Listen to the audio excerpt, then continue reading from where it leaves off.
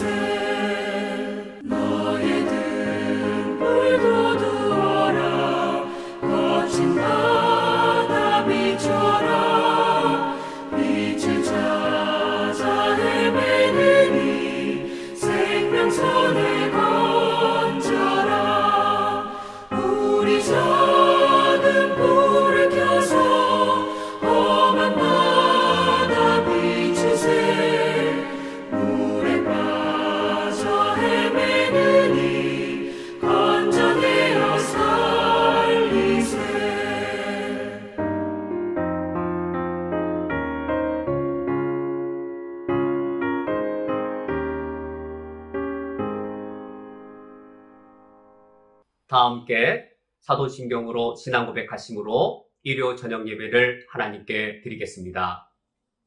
전능하사 전지를 만드신 하나님 아버지를 내가 믿사오며 그 외아들 우리 주 예수 그리스도를 믿사오니 이는 성령으로 잉태하사 동정녀 마리아에게 나시고 본디오 빌라도에게 고난을 받으사 십자가에 못 박혀 죽으시고 장사한 지 사흘 만에 죽은 자 가운데에서 다시 살아나시며 하늘에 오르사 전능하신 하나님 우편에 앉아 계시다가 저리로서 산 자와 죽은 자를 심판하러 오시리라.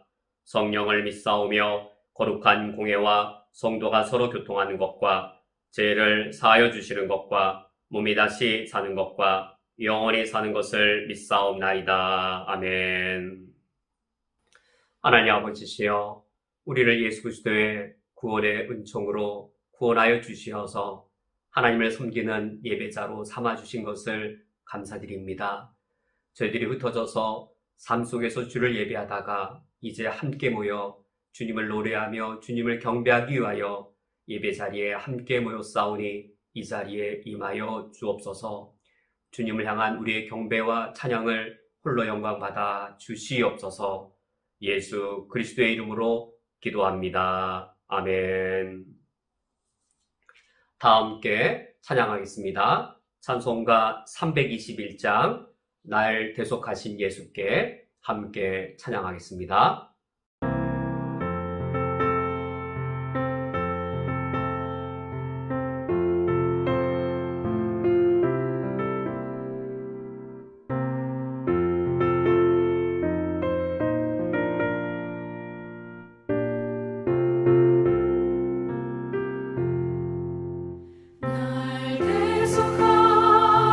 예수께 내 생명 모두 드리니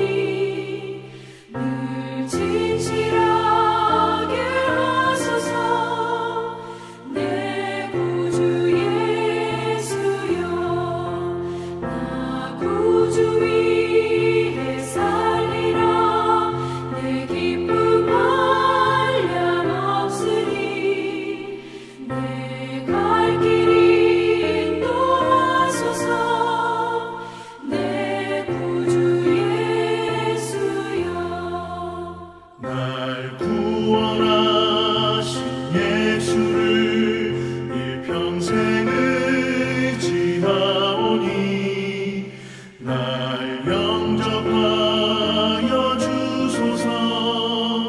내 구주 예수여, 나 구주 위에 살리라. 내 기쁨 한량 없으리. 내 갈 길 인도하소서. 내 구주 예수여. 주 십자가에 달리사 날 자유하게 했으니 내 몸과 마음을 주 위에 다스게 하소서. 나 구주 위에 살리라. 내 기쁨 한량 없으리.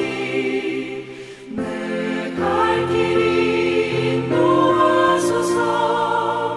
내 구주 예수여. 아멘.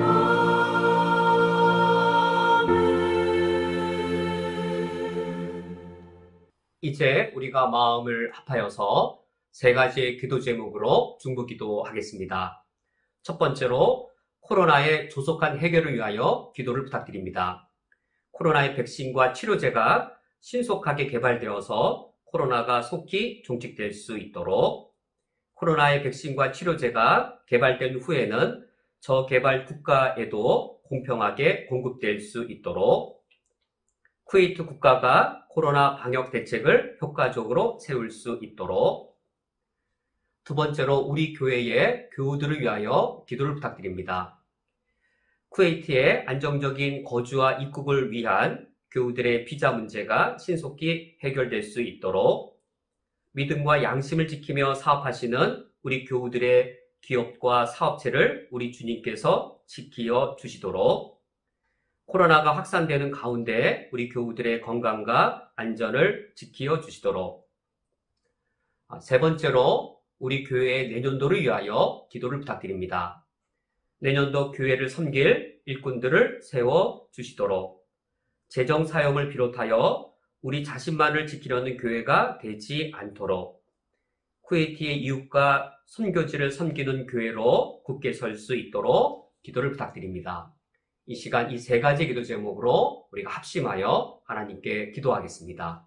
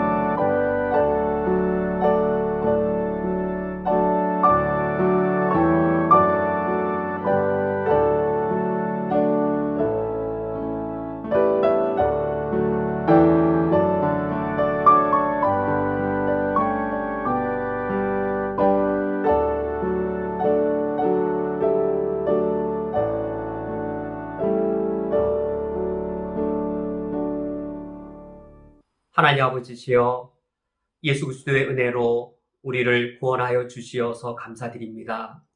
예수님을 나의 구원주로 모신 이후 하늘과 땅과 바다를, 그리고 우리가 살아가는 이 땅을 창조하신 분이 우리가 섬기는 창조자 하나님이신 것을 우리에게 깨닫게 하시니 이것이 우리에게 얼마나 큰 위로와 힘이 되는지요.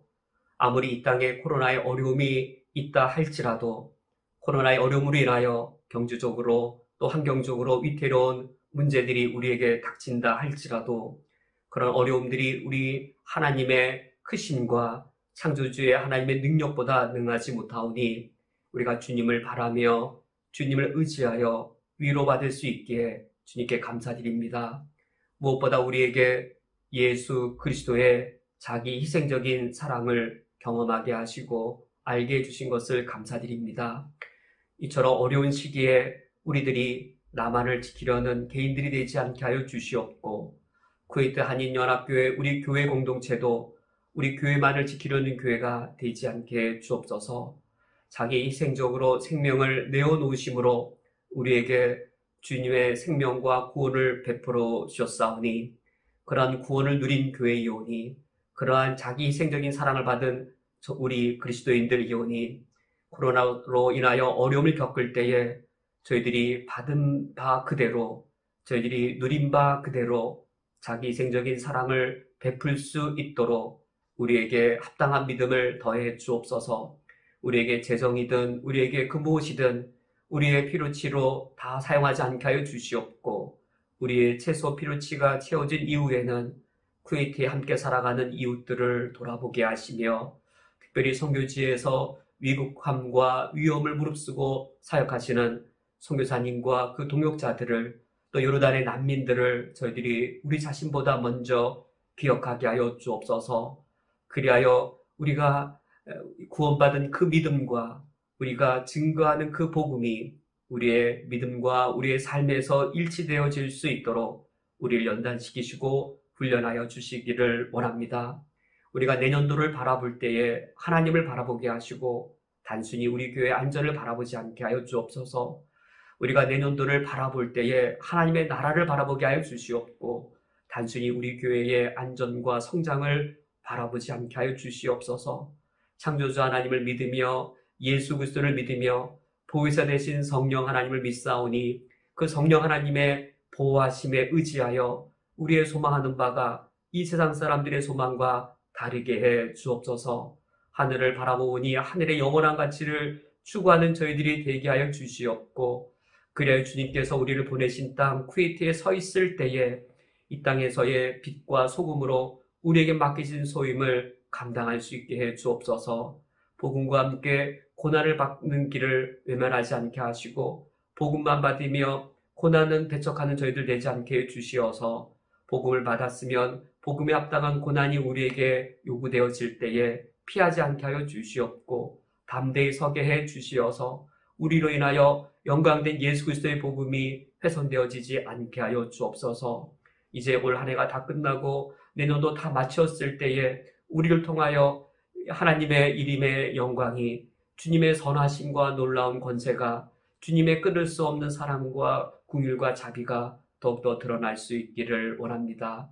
그것이면 우리에게 충분합니다. 온전히 그것을 소망합니다. 예수 그리스도의 이름으로 기도합니다. 아멘. 성경 봉독하겠습니다. 오늘 성경 말씀은 로마서 9장 24절부터 33절까지의 말씀입니다. 주보에는 25절 말씀부터 되어 있는데 제가 24절부터 33절까지의 말씀을 봉독해 드리겠습니다. 이 그릇은 우리니 곧 유대인 중에서뿐 아니라 이방인 중에서도 부르시는 자니라. 호세아의 글에도 이르기를 내가 내 백성 아닌 자를 내 백성이라, 사랑하지 아니한 자를 사랑한 자라 부르리라. 너희는 내 백성이 아니라 한 그곳에서 그들이 살아계신 하나님의 아들이라 일컬음을 받으리라 함과 같으니라. 또 이사야가 이스라엘에 관하여 외치되 이스라엘 자손들의 수가 비록 바다의 모래 같을지라도 남은 자만 구원을 받으리니 주께서 땅에서 그 말씀을 이루고 속히 시행하시리라 하셨느니라. 또한 이사야가 미리 말한 바 만일 만군의 주께서 우리에게 씨를 남겨주지 아니하셨더라면 우리가 소돔과 같이 되고 고모라와 같았으리로다 함과 같으니라. 그런즉 우리가 무슨 말을 하리요? 의를 따르지 아니한 이방인들이 의를 얻었으니 곧 믿음에서 난 의요. 의의 법을 따라간 이스라엘은 율법에 이르지 못하였으니 어찌 그러하냐? 이는 그들이 믿음을 의지하지 않고 행위를 의지함이라. 부딪힐 돌에 부딪혔느니라. 기록된 바 보라, 내가 걸림돌과 거치는 바위를 시온에 두노니 그를 믿는 자는 부끄러움을 당하지 아니하리라 함과 같으니라. 아멘. 다 함께 기도하고 말씀을 듣겠습니다. 하나님 아버지시여, 저희들이 지금 은혜로 누리고 있는 이 구원을 이루기 위하여 하나님께서는 예수 그리스도의 보혈의 희생을 치르셨사오니 진실로 우리의 구원은 하나님의 보배로운 선물입니다. 저희들이 오늘 주의 말씀을 들으며 우리의 구원을 이루기 위하여 하나님께서 어떠한 놀라운 섭리로, 어떠한 지혜로, 어떠한 능력으로 이루셨는지를 깨달아 알기를 원합니다. 주님의 위대하신 구원주의 모습을 저희들이 깨달아 알수록 하나님에 대한 경외와 찬양이 더욱더 무거워지게 하여 주시옵고, 하나님을 향하여 찬양과 경배하고자 하는 우리의 욕망으로만 우리의 심령이 가득 채워지게 하여 주옵소서. 오직 하나님의 영광을 위하여, 전적으로 주님의 영광을 위하여 우리의 삶이 드려지기를 온전히 바라는 저희들이 되게 하여 주옵소서. 오늘 말씀을 들을 때 성령께서 우리의 욕구와 우리의 원하는 것들과 우리의 의지들을 정결하고도 거룩하게 새롭게 창조하여 주옵소서. 예수 그리스도의 이름으로 기도합니다. 아멘. 우리가 오늘 살펴볼 로마서 9장 25절 이하의 말씀은 우리가 지난주 살펴본 9장 21절에서 24절로 이어지는 말씀입니다. 우리가 지난주에 이 마지막 단락을 충분히 살펴보지는 못했는데, 이 21절에서 24절은 사도 바울이 하나님의 주권적 선택을 설명하면서 하나님을 토기장이로 비유하는 내용이었습니다. 21절 말씀을 보면 하나님을 토기장이로 비유하면서 토기장이에게 기 쓸 그릇, 천이 쓸 그릇을 만들 권한이 없겠느냐, 이 두 그릇의 이 선택에 대한 주권이 토기장이에게 있음을 말하면서 22절, 23절 두 종류의 그릇을 사도 바울이 또 예를 듭니다. 하나님께서 22절 진노의 그릇을 만드실 수도 있겠고, 23절 긍휼의 그릇을 만드실 수 있다. 토기장이에게 기 쓸 그릇, 천이 쓸 그릇을 만들 권한이 있듯이 하나님께도 22절에 진노의 그릇을, 그리고 23절에 긍휼의 그릇을 만드실 권한이 있다라고 사도 바울이 하나님의 주권을 설명했습니다.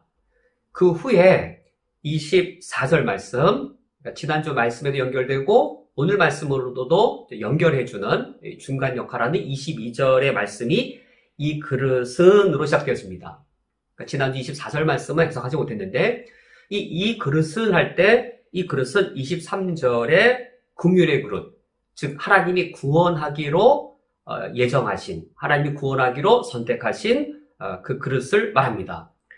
24절에 이 그릇은 우리니, 그래서 이 긍휼의 그릇이 우리이므로 구원받은 자들인 것이죠. 하나님이 긍휼의 그릇을 선택하셔서 구원하기로 하셨는데 그 긍휼의 그릇이 우리인데 그 긍휼의 그릇이 둘인 것이죠. 24절에 이 그릇은 우리니 곧 유대인 중에서뿐 아니라 이방인 중에서도 부르신 자니라. 이 긍휼의 그릇도 둘로 구분되어지는데 유대인 중에서 부르시기도 하셨고 이방인 중에서도 부르기도 하셨다. 이런 주권적 하나님의 선택이 토기장이에게는 정당한 권한이다라고 하는 것이 24절까지의 흐름의 논리였습니다. 그런데 이 24절의 이 말씀은 당시 신약교회 최초, 이제 예루살렘 교회가 처음 형성되어지고 그 후에 이방 지역으로 이 신약교회가 확장되어서 갈 때의 그 최초의 신약교회의 상황에 대한 묘사입니다.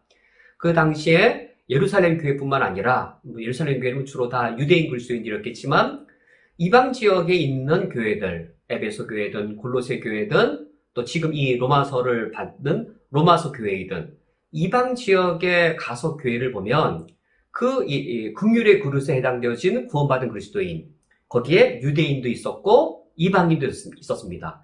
유대인인데 예수 그리스도를 믿은 예수님의 12제자를 비롯한 또 사도 바울도 그런 경우죠. 예루살렘 교회 유대인 그리스도인들은 전부 이런 경우이죠. 유대인 그리스도인도 있겠고 그리고 이방인 그리스도인들도 있었습니다. 고넬료로부터 시작되어서 이 빌립보의 이 루디아라든지 또 빌립보의 간수 가족이라든지 그 당시에 이 최초의 신약 교회에 가서 보면 이 긍휼의 그릇, 하나님이 구원하고자 부르신 그들이 유대인 그리스도인도 있고, 유대인 중에서 부르신 유대인 그리스도인들도 있겠고, 이방인 중에서 부르신 이방인 그리스도인들도 있었습니다. 그런데 문제는 이것이었습니다. 그 당대에 누가 다수였을까요? 이 긍휼의 그릇에 속하는 구원받은 그리스도인 중에 누가 다수이고 누가 소수였을까요? 구원받은 그리스도인들 중에 유대인 그리스도인과 이방인 그리스도인 중에 누가 다수였을까요? 이것이 사도 바울 개인에게도 매우 큰 문제였고, 또 사도 바울이 동족 유대인에게 공격과 그리고 생명을 해할 정도로 핍박을 받는, 고난을 받는 주요한 문제였습니다. 다수는 이방인 그리스도인들이었습니다. 교회 내에 유대인 그리스도인은 소수에 불과했을 뿐만 아니라 전체 유대인 중에서 예수를 그리스도로 믿은 그리스도인들은 매우 소수에 지나지 않았습니다. 이것이 유대인인 사도 바울에게 얼마나 개인적으로 당혹스러운 사실일까요? 하나님의 구원의 역사가 누구 안에서 크게 일어난 것입니까? 분명히 하나님은 유대인의 선조인 아브라함을 선택하셔서 그들을 이 하나님의 언약 백성으로 삼으셨고, 그리고 모세 때 그 아브라함의 후예들과 신의 광야에서 언약을 맺음으로 아브라함의 후예들을 하나님의 구원받는 백성으로 삼으셨고, 그들이 구약시대 내내 이 레위기에 하나님이 가르쳐 주신 제사법을 그들이 유지해왔고, 또 하나님 주신 그 율법을 보존해온 사람들이 바로 아브라함의 후예들, 곧 유대인들입니다.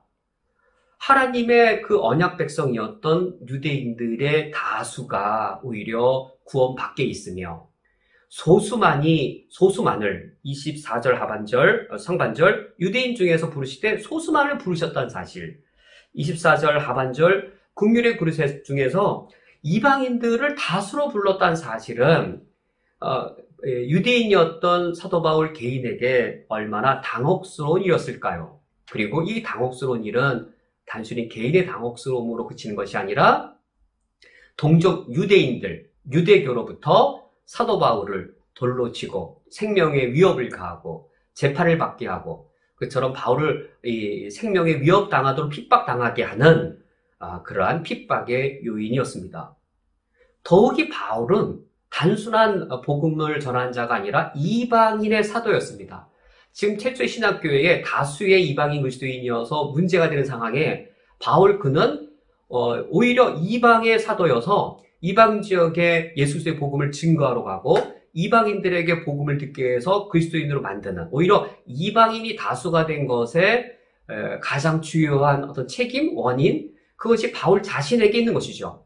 그럼 바울에게 개인적인 당혹감, 자기 동족 유대교로부터의 공격, 실제적인 공격이 있을 때 바울은 여기에 대해 하나님의 뜻을 제대로 풀어서 설명해야 될 필요가 있는데, 이 중대한 문제가 바로 오늘 우리가 읽은 본문에서 바울이 해명하기 시작합니다. 그래서 이전에 로마서의 이 전반부에서는 바울이 주로 개인 차원에서 한 개인을 어떻게 하나님이 구원받게 하시는가, 한 개인 차원에서 하나님이 구원하시는, 그 개인을 구원하시는 구원의 원리를 바울이 가르쳤다면, 이제 로마서 9장 그리고 10장에서는 어떻게 하나님의 구속 역사가 성취되는지 더 넓은 시각에서 어떻게 하나님이 유대인과 구원을 하나님이 성취하시는지, 하나님의 구원의 역사를 하나님의 주권이라고 하는 맥락에서 가르치고 있습니다. 특히 오늘 본문을 볼 때 이 중요한 사실을 논증하면서 바울은 구약 성경의 예언이 어떻게 신약교회에서 성취되는가, 하나님의 구속 역사가 어떻게 성취되어지는가라고 하는 그 큰 틀을 오늘 본문에서는 하나님의 구속 역사가 이루어지되 특히 구약 성경의 예언들이 어떻게 신약교회에서 성취되었으며, 반대로 신약교회에서 지금 일어나는 일들이 어떻게 구약 예언에 이미 있는지, 이것이 특이한 일이 아니라 어떤 그 하나님의 약속에서 벗어난 일이 아니라 지금 신약교회 안에서 소수의 유대인들 그리고 다수의 이방인들, 이렇게 그리스도인이 구성되어져서 교회를 형성하는 것이 오히려 어떻게 구약 성경에 예언되어져 있으며, 이 구약 성경에 예언되어진 대로 어떻게 하나님이 구원 역사를 이루셨고 그 결과로 지금 이런 상태가 되었는지를 사도 바울이 오늘 성경 본문에서 논증하고 있습니다. 우리 오늘 말씀을 통하여서 하나님의 구원 역사, 구속 역사가 어떻게 펼쳐져 나가고 있으며 특별히 구약 성경에 예언된 바가 어떻게 신약 교회 안에서 하나님의 구원 역사 가운데 이루어졌는지를 함께 살펴보겠습니다. 사도 바울은 이제 24절의 사실, 곧 하나님께서 구원하시는 자를 유대인 중에서도 부르셨고 이방인 중에서도 부르셨다라는 그 사실을 25절부터 29절에서 설명하고 있습니다. 25절과 26절은 이방인 중에서 하나님이 구원할 자를 부르셨다라는 사실의 논증이고 27절에서 29절은 유대인 중에서 구원할 자를 부르셨다는 사실의 논증입니다. 그래서 24절의 언급과는 순서가 뒤바뀌지요. 24절에서 이 그릇은 우리니 곧 유대인 중에서뿐 아니라 이방인 중에서 부르신 자니라. 유대인이 먼저 언급되고 이방인이 뒤따르는데 설명에 있어서는 순서가 바뀌게 됩니다. 사도 바울이 지금 논증하려고 하는 바는 이것인 거죠. 왜 신약교회 안에 그 다수가 이방인이 차지하고 있으며 오히려 유대인들 중 다수는 이 교회 안에 못 들어오게 된 것인가? 왜 구원받은 백성에 포함되지 못하고 있는가? 그 사실을 사도 바울이 논증하려는 것입니다. 이때 이 다수의 이방인들이 교회로 들어오게 된 사실, 그러나 소수의 유대인밖에 그리스도인이 되지 못한 사실을 논증하기 위해 사도 바울은 구약 예언자들의 하나님의 약속에 근거하여 설명하고 있습니다. 다수의 이방인들이 하나님 나라에 하나님 백성으로 들어오게 된 것에 대해서는 호세아 선지자의 예언에 근거하여, 그것이 이제 25절과 26절이고 아브라함의 후손으로서 언약 백성인 이스라엘 백성 중에서는 소수만 이 하나님의 나라에 참된 영적 이스라엘로 하나님 나라에 들어오게 된 사실에 대해서는 이사야 선지자의 예언에 근거해서 사도 바울이 설명하고 있습니다. 그래서 사도 바울이 궁극적으로 말하려고 하는 바는 신약교회에 왜 다수의 이방인 그리스도인들이 있으며 유대인들 다수는 여전히 그리스도를 배척하고 소수만 들어올 수밖에 없었는지를 사도 바울이 설명하고 있습니다. 먼저 이제 이방인에 대하여 25절과 26절의 말씀입니다. 25절과 26절은 사도 바울이 호세아 선지자의 예언에 근거해서 어떻게 이방인들이 하나님 나라의 백성으로 들어올 수 있게 되었는지를 설명하고 있습니다. 25절 말씀에 호세아의 글에도 이르기를, 여기 호세아의 글이라고 하는 것은 하나님 호세아 선지자를 통해 주신 구약시대의 약속인 것이죠. 내가 내 백성이 아닌 자를 내 백성이라, 사랑하지 아니한 자를 사랑하는 자라 부르리라. 이런 호세아 선지자의 예언입니다. 그리고 26절에 너희는 내 백성이 아니라 한 그곳에서 그들이 살아계신 하나님의 아들이라 일컬음을 받으리라 함과 같으니라 라고 호세아서의 예언 두 구절을 이 사도 바울이 인용하고 있습니다. 25절에 인용된 이 구절은 호세아 선지자의 예언을 토시 하나 틀림없이 그대로 인용한 것이 아니고 사도 바울이 표현도 바꾸고 순서도 바꾸었습니다. 호세아서는 본래 어떻게 예언을 했냐면 긍휼히 여김받지 아니한 자가 긍휼히 여김을 받고 내 백성이 아닌 자를 내 백성이라 부리라 라고 이 본래 호세아 선지자가 예언한 것을 순서를 바꾸었죠. 내 백성이 아닌 자를 내 백성이라 하리라 라고 뒷부분에 있던 예언을 앞부분으로 당기고 위치시키고 긍휼히 여김받지 못할 자라는 표현을 사랑하지 아니한 자를 사랑한 자라 부리라라고 표현을 바꿨습니다. 그러나 의미는 동일합니다. 사도 바울이 지금 강조할 바 때문에 강조하고 싶은 부분이 있어서 이처럼 호세아의 예언을 인용하더라도 순서도 바꾸고 표현도 바꾸었습니다.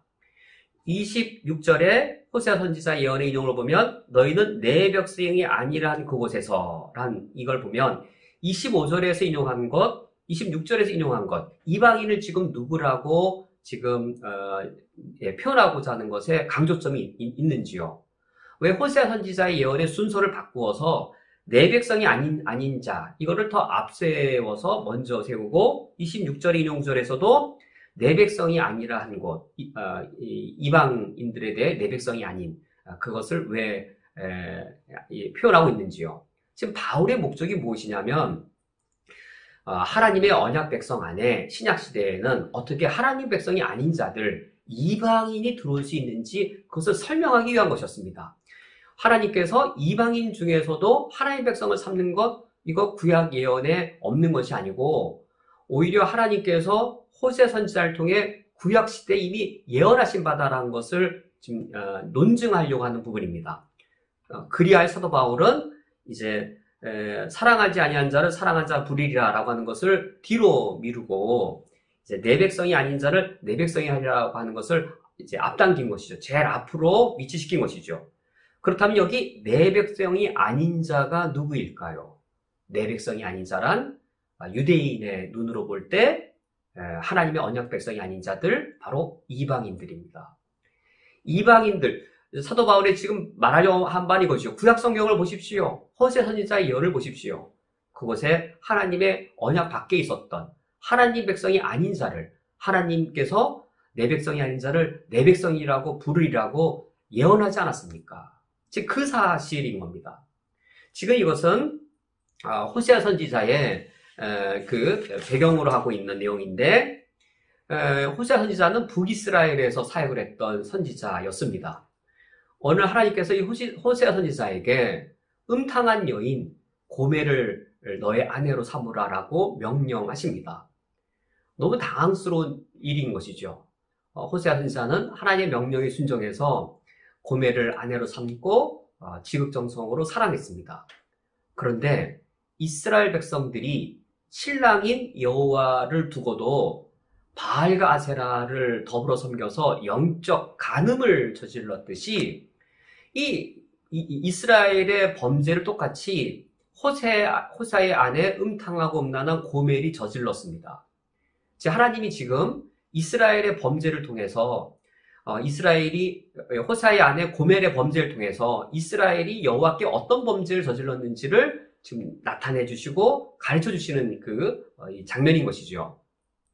근데 어느 날 호세아의 아내가 임신을 하였는데 그 임신한 아기가 호세아의 아이가 아니었습니다.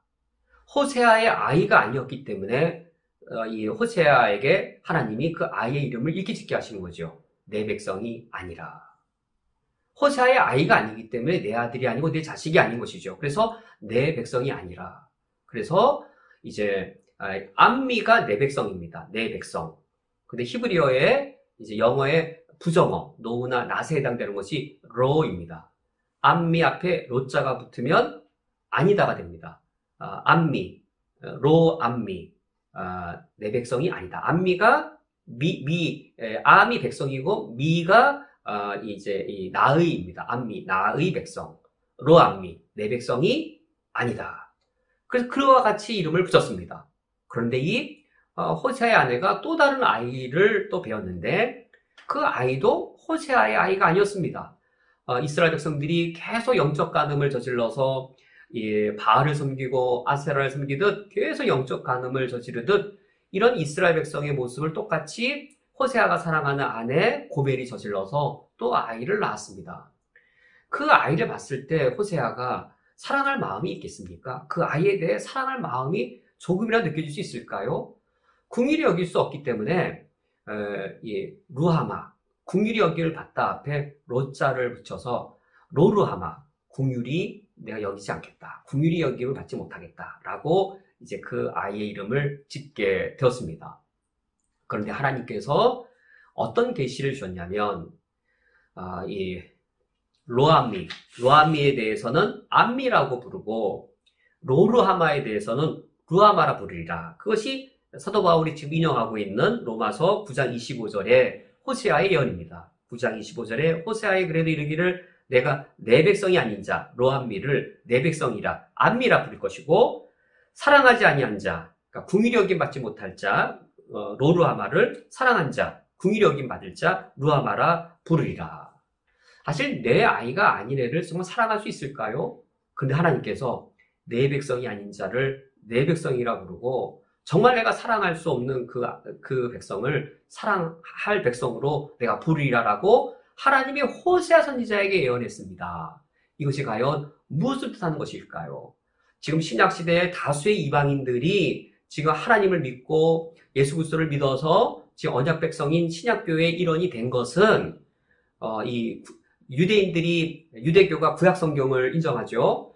유대인들이 유대교에 인정하는 구약성경에 없던 내용이 아니고 오히려 구약의 예언자 호세아의 예언의 성취입니다라고 사도 바울이 말하는 겁니다. 그래서 26절은 더 확실하게 그 사실을 말하는 것이죠. 너희는 내 백성이 아니라 한 그곳에서 살아계신 하나님의 아들이라 일컬음을 받으리라 한것 같으니라. 내 백성이 아니라 한 그곳이 어디일까요? 언약의 땅 바깥에 있는 이방 땅이겠고, 이방 지역에는 이방인들이 하나님의 아들이라고 일컬음을 받게 될 것이다 라는 호세 선지자의 예언이었습니다. 그래서 이 순서를 보면 하나님의 백성, 하나님의 사랑하는 자, 하나님의 아들, 여기 25절, 26절 순서가 그렇죠. 내 백성이 아닌 자가 하나님의 백성이 되어지고, 하나님께 사랑받지 못하는 자 하나님의 사랑을 받게 되어지고, 그 이방 땅에서 살아계신 하나님의 아들로 일컬음 받게 되어지는 하나님의 백성, 하나님의 사랑하는 자, 하나님의 아들이라고 일컬음 받는 호세아 선지자의 예언의 성취가 지금 신약교회 안에서 지금 이 다수의 이방인입니다라고 사도 바울이 논증하고 있습니다. 이제 두 번째 논증은 하나님이 부르실 때에 유대인 중에서도 부르셨습니다.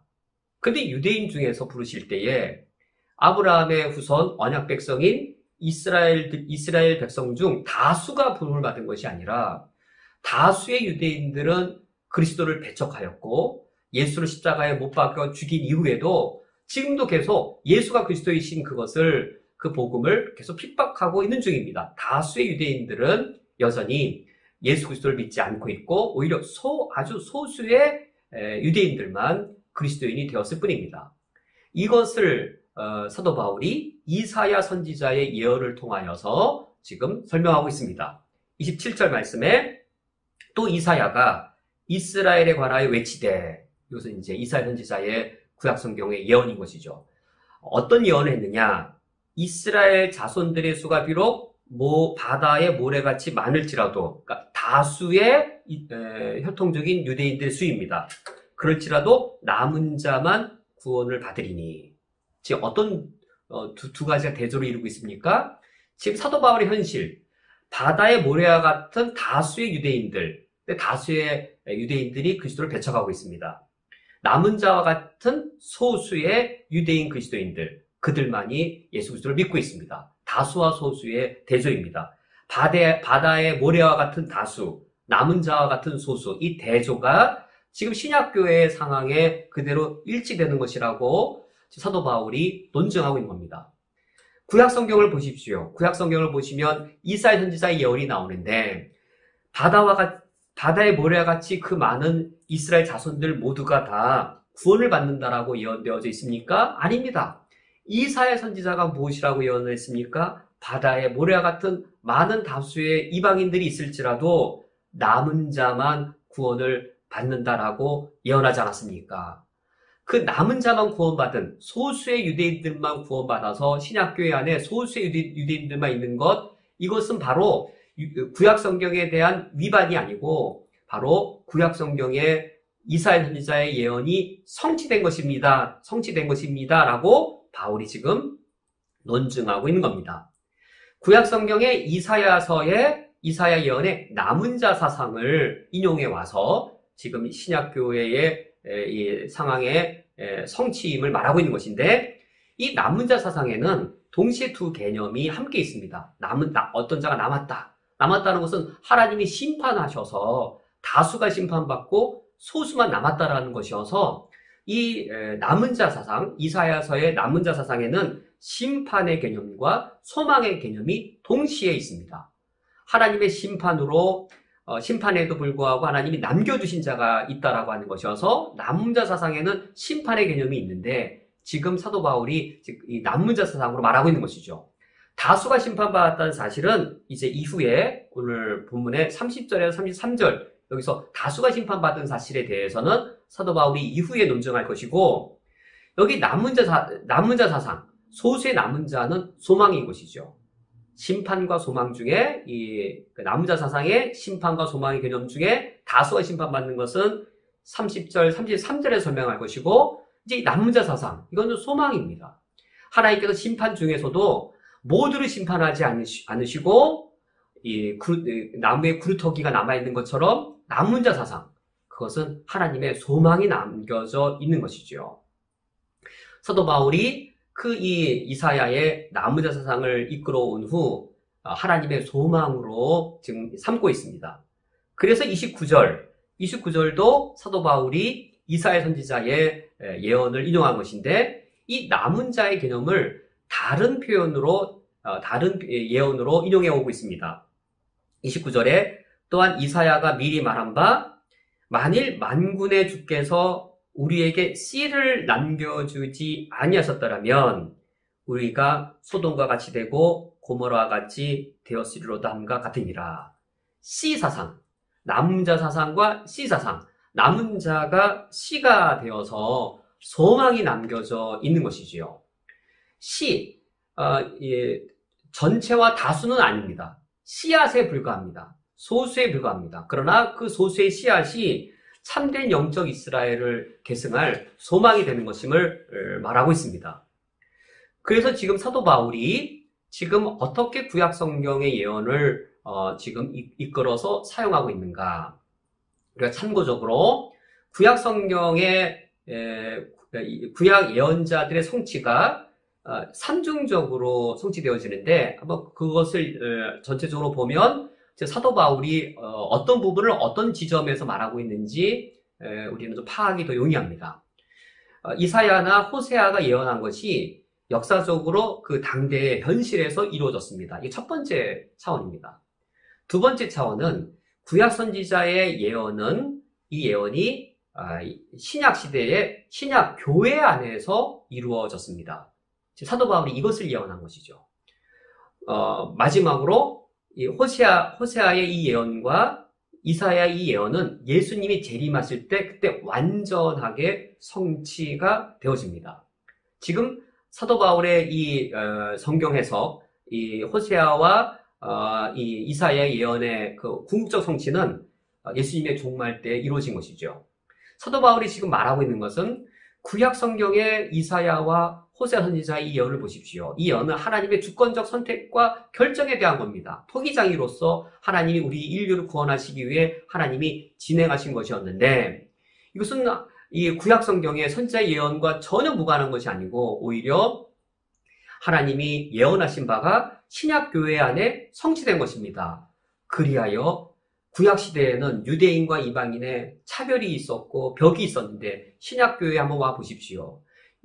다수의 이방인들이 신약 교회 안에 들어온 것은 구약 성경의 위반이 아니고 오히려 유대인과 이방인 사이의 장벽이 그리스도 안에서 깨지고 하나가 되어진, 바로 오히려 구약 성경의 성취가 신약 교회에서 시작되고 있는 것입니다. 라고 지금 사도 바울이 가르치고 주장하고 있는 것입니다. 그래서 이 부분까지는 사도 바울이 하나님의 주권적인 선택, 그것에 의해 다수의 이방인과 소수의 유대인 그리스도인들이 현재 신학교회를 이루고 있는데, 이것은 구약의 예언자들의 성취인 것을, 하나님의 주권적인 계획의 성취인 것을 사도 바울이 논증한 부분입니다. 이제 사도 바울은 마지막 부분에서 그렇다면 하나님의 이런 주권적인 선택에 이스라엘 백성들은 무슨 책임이 있느냐? 다수의 유대인들은 하나님의 언약 밖에 쫓겨났는데 그 다수의 유대인들에게 무슨 책임이 있느냐? 다수의 예수 그리스도를 배척한 유대인들의 책임에 대해서 이제 30절 이하에서 마지막으로 사도 바울이 논증하고 있습니다. 이제 마지막으로 사도 바울은 다수의 유대인들이 왜 하나님의 백성이 되어서 하나님의 구원에 참여할 수 없는가를 설명합니다. 유대인들, 그들은 아브라함의 후손이어서 하나님의 언약 백성이고 당연히 그 하나님의 언약 백성으로서 하나님의 구원을 누려야 합니다. 그런데 지금 신약교회, 사도 바울 당시의 신약교회에는 대다수의 유대인들이 하나님의 구원의 백성으로 교회 안에 들어와 있지 않게 되었습니다. 과연 그것이 어떻게 되었는가 하는 겁니다. 왜 그렇게 되었는가 하는 겁니다. 30절 상반절이 의문문으로 시작되어지는데 그런즉 우리가 무슨 말을 하리요? 바로 이 사실에 대한 질문입니다. 그런즉 우리가 무슨 말을 하리요? 교회 안에 다수는 이방인들이 차지하고 있고 그리고 아브라함의 후손인 유대인들은 소수에 불과한 이 현실, 이것에 대해 우리가 무슨 말을 하리요? 라고 묻고 사도 바울이 이 30절, 31절 두 절에서 이방인과 이스라엘을 대조시키면서 이 물음에 대해 답변합니다. 30절에서 이방인을 이렇게 표현합니다. 의를 따르지 아니한 이방인. 여기 의를 따르지 않다. 영어 성경의 번역은 의를 추구하지 않았다. 의를 추구하지 않았던 이방인들. 이것에 대조되게 31절 이스라엘은 의의 법을 따라간 이스라엘. 여기 의를 따라가다, 의의 법을 따라가다. 표현은 다르지만 같은 의미입니다.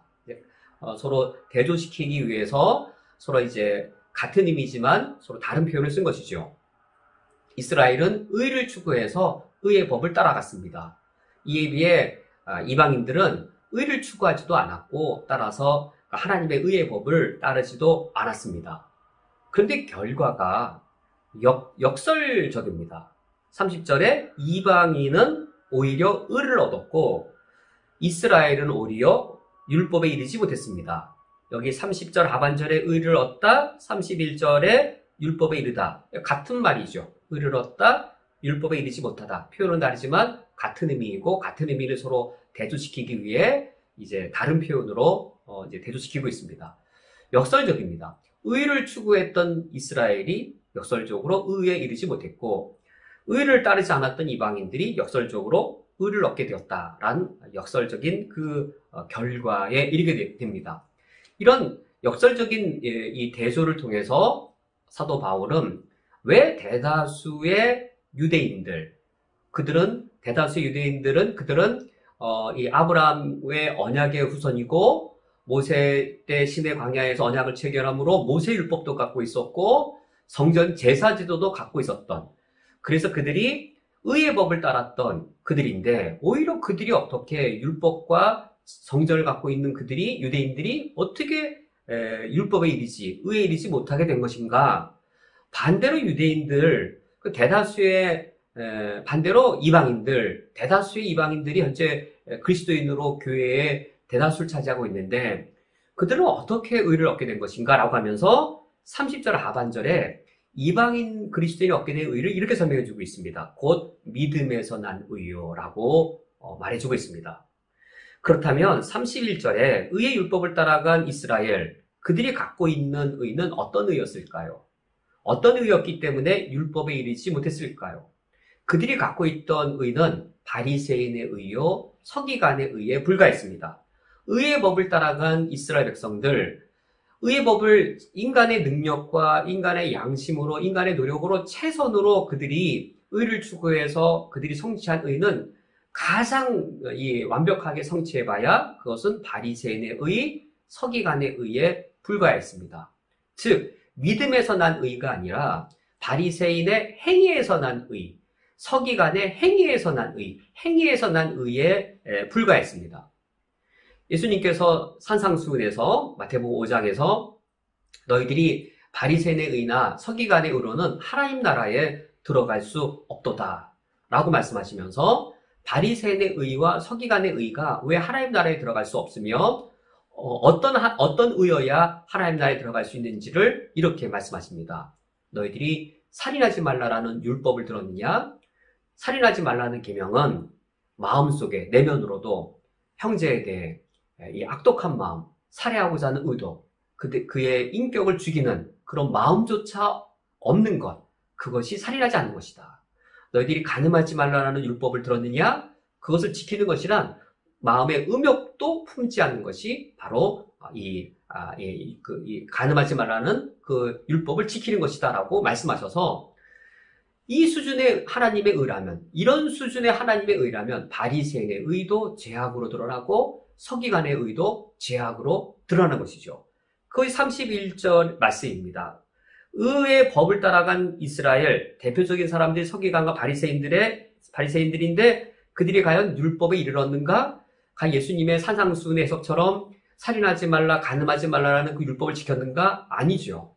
그들은 몸으로, 그들 수준으로 형식적으로는 사람의 생명을 해치거나 마음에 음욕이 있을지라도 행위로 간음을 범하는 건 안 했을지 몰라도 하나님이 요구하시는 하나님의 의의 수준, 하나님 수준의 의의 수준에 있어서의 율법은 그들은 지키지 못했습니다.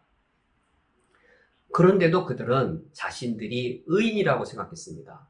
바리새인의 의, 서기관의 의로서 그들은 이 간음하다 잡힌 여인을 죄인으로 정죄하고 그들은 탐욕에 의해 살아가는 세리들을 정죄했습니다. 간음하다 잡혀온 여인이 의를 추구했겠는지요? 예수님께서는 여러 이 죄인과 같은 여인들과도 더불어 어울리셨는데 죄 가운데 있는 그 여인들, 의를 추구했겠는지요? 삭개오와 같은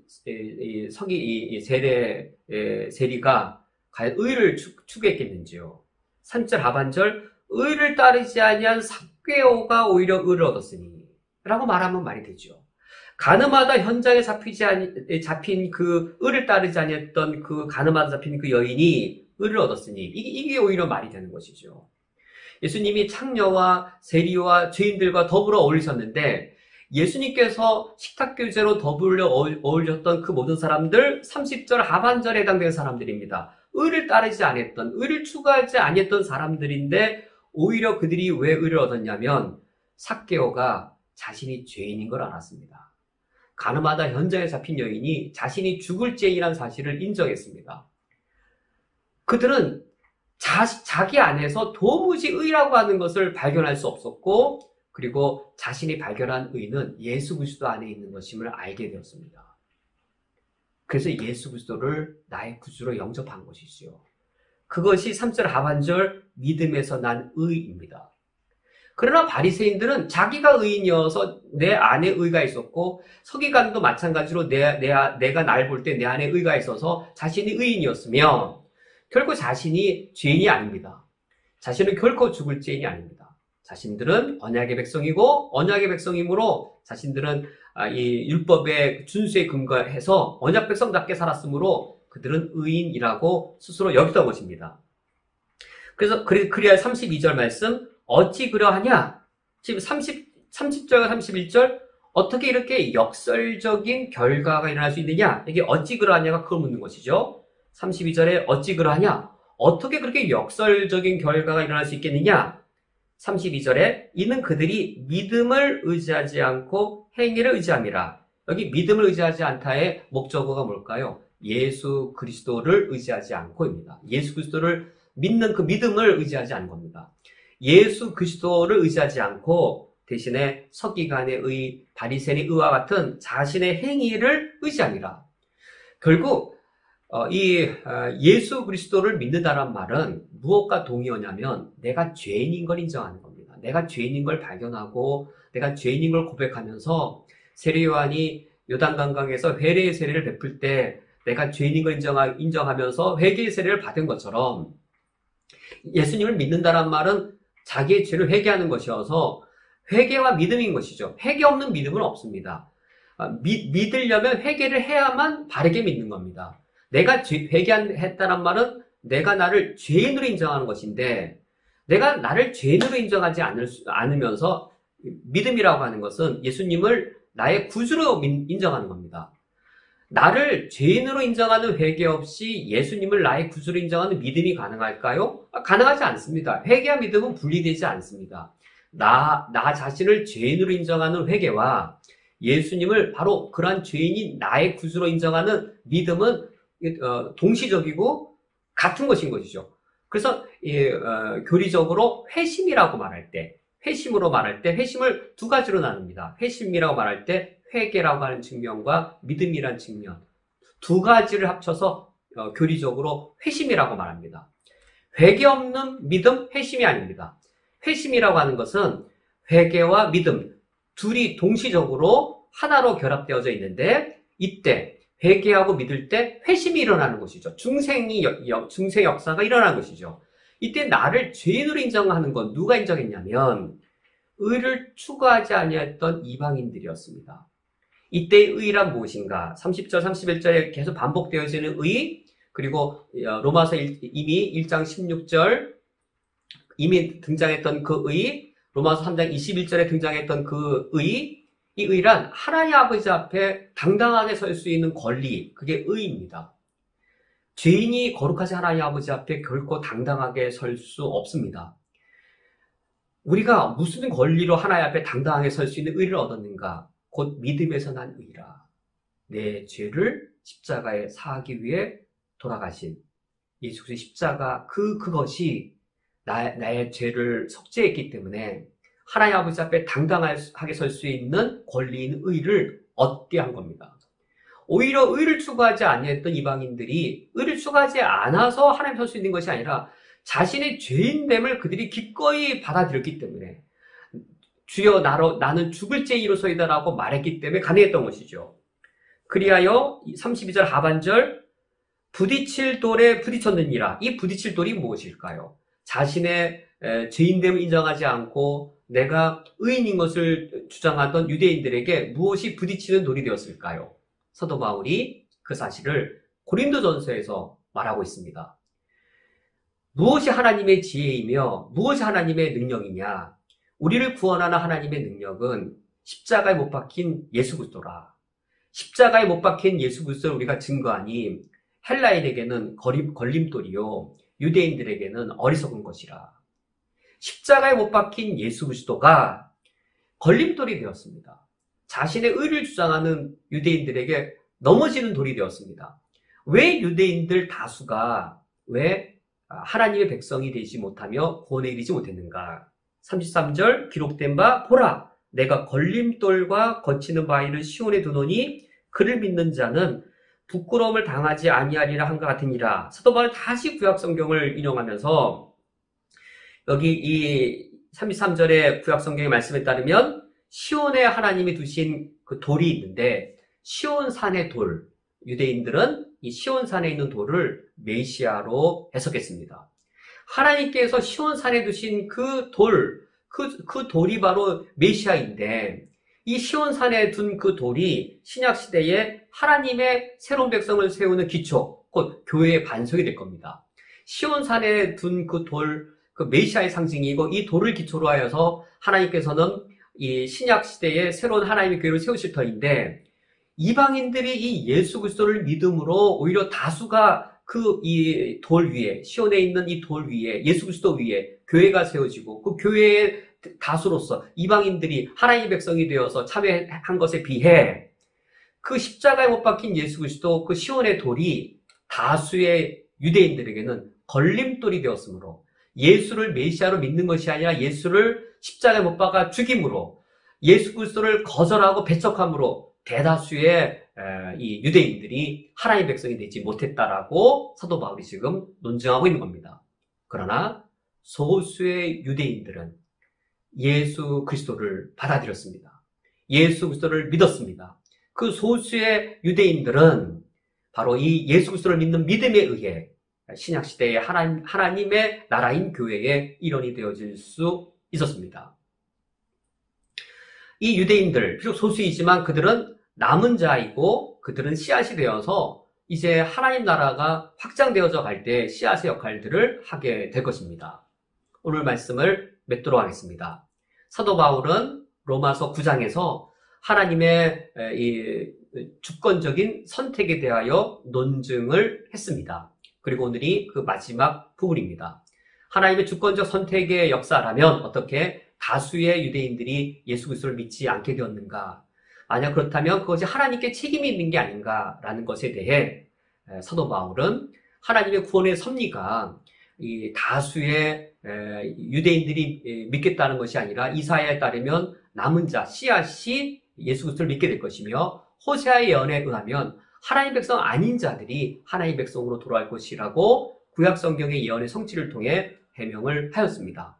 그러면서 동시에 다수의 유대인들이 예수 그리스도를 배척함으로 하나님의 구원에 들을 수 없음을 다시 한 번 더 논증했습니다. 이제 오늘 말씀을 기억하면서 우리 합심하여 기도하기 원합니다. 예수 그리스도의 복음, 바로 이를 위해서 교회가 세워졌습니다. 예수 그리스도의 복음, 바로 그것을 위해 우리 그리스도인들이 존재합니다. 오늘 말씀을 기억하며 우리 합심하여 기도하기 원합니다. 우리 쿠웨이트 한인연합교회, 우리 교회 공동체가 이 쿠웨이트 땅에서, 하나님이 세우신 이 쿠웨이트 땅에서 예수 그리스도의 복음을 위하여 존재하게 해달라고 합심하여 기도하기 원합니다. 우리가 이곳에서 예수 그리스도의 복음을 위한 그 소명들과 가치들을 감당해야 되겠습니다. 쿠웨이트 땅에서 예수 그리스도의 사랑과 복음을 전파하는 이 쿠웨이트의 예수 그리스도의 복음을 편만케 하는 사명과 또 중동 지역, 이슬람 지역을 향해서 선교지의 베이스 캠프 역할과 전초기지의 역할과 또 한인교회를 연결하고 또 선교사님들의 함께 연결해주는 연결자 역할들을 우리 교회가 감당해야 되겠습니다. 오늘 말씀 들은 것을 기억하면서 우리 교회가 예수 그리스도의 복음을 위해 이와 같이 이 중동 땅에 서 있는 이 역할들, 이 복음의 소명을 신실하게 감당하게 할 수 있도록 이 시간 이를 위하여 함께 합심하여 기도하겠습니다.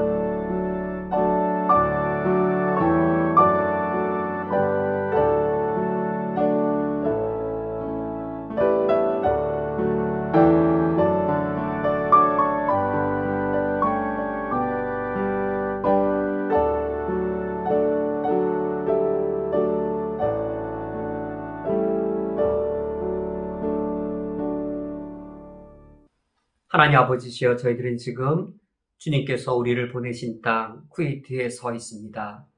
하나님께서 40년 전에 이곳에 먼저 오셔서 한인들의 예배 공동체를 세우시고 그 한인들의 예배 공동체가 현재 우리 교회 모태가 되며 처음부터 우리 교회 최초의 시기부터 중동 땅에 대한 복음의 선교의 소속으로서 우리 교회를 사용해 주신 것을 감사드립니다. 40년이 지난 오늘 이제는 저희들이 이곳에 서 있사오니 예수 그리스도의 복음을 위한 교회로 40년 동안의 역사를 또 다른 40년의 역사로 이어가게 하여 주옵소서. 우리 자신을 위한 교회가 되지 않게 하여 주시옵고 우리 교회가 이미 믿은 한인 그리스도인들의 예배 공동체로만 좁혀지지 않게 하여 주시오며 우리가 복음을 이해하게 하여 주시옵고 우리가 복음을 선포하는 교회이오니 자기를 희생하며 우리가 하나님의 미랄로 썩어져 죽임으로 이웃을 위하고 또 선교지를 위하고 예수 그리스도의 복음 필요한 모든 것을 위하여 우리가 스스로 낮아지고 깨어지고 썩어지는 교회다운 교회가 되어질 수 있게 하여 주옵소서. 그리하여 하나님께서 우리를 이 중동 땅에 세우신 그 본분, 예수 그리스도의 복음을 위한 본분, 땅끝까지 주의 복음이 선포되며 전파되는 우리의 그 소명을 충성되이 감당하게 해 주옵소서. 예수 그리스도의 이름으로 기도합니다. 아멘. 다 함께 주기도로 오늘 예배를 폐하겠습니다. 하늘에 계신 우리 아버지여, 이름이 거룩히 여김을 받으시오며 나라가 임하시오며 뜻이 하늘에서 이루어진 것 같이 땅에서도 이루어지이다.